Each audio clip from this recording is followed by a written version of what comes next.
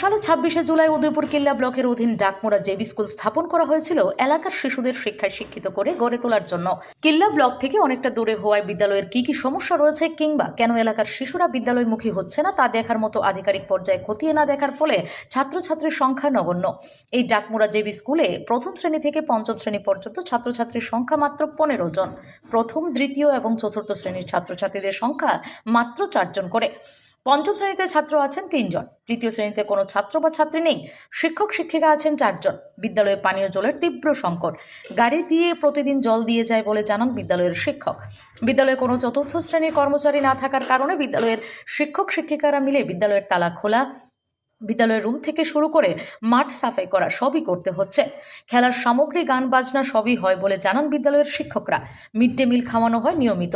গত কয়েক বছর আগে দপ্তর থেকে টয়লেট, জলের ট্যাঙ্ক তৈরি করা হলেও ঠিকাদার আজও পর্যন্ত জলের সংযোগ না দিয়ে বা বিদ্যালয়ের কর্তৃপক্ষের কাছে হস্তান্তর না করে চলে গেছে। ফলে বিদ্যালয়ের ছাত্রছাত্রী থেকে শিক্ষক শিক্ষিকারা টয়লেটে যেতে ভীষণ অসুবিধা হলেও শিক্ষা দপ্তরের কোনো উদ্যোগ লক্ষ্য দেখা না দেওয়ায় ফলে দেখা দিয়েছে নানা প্রশ্ন।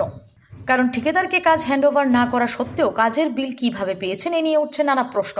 দাবি উঠছে অবিলম্বে বিদ্যালয়ের সমস্যা সমাধানের জন্য কর্তৃপক্ষ প্রয়োজনীয় ব্যবস্থা গ্রহণ করুক। দাদা, স্কুলটা কি নাম? ডাকমোড়া জেবি স্কুল। এটা কিল্লা ব্লক অধীনে। এটা আচ্ছা, এটা 1 থেকে 5 পর্যন্ত না? কতজন স্টুডেন্ট আছে? 15 জন। 15 জন। 1-এ কতজন? 1-এ 4। 2-তে? 2-তে 4 জন। 3-তে? 3-তে 9। 4-এ? 4-এ 4 জন। 5-এ? 3 জন। শিক্ষক আছে? শিক্ষক আছে 4 জন। আচ্ছা, স্কুলের কোনো সমস্যা আছে? স্কুলের সমস্যা নাই, শুধু সমস্যা আছে আমরা জল। আচ্ছা। Bureau report, S Bharat live 24 hours.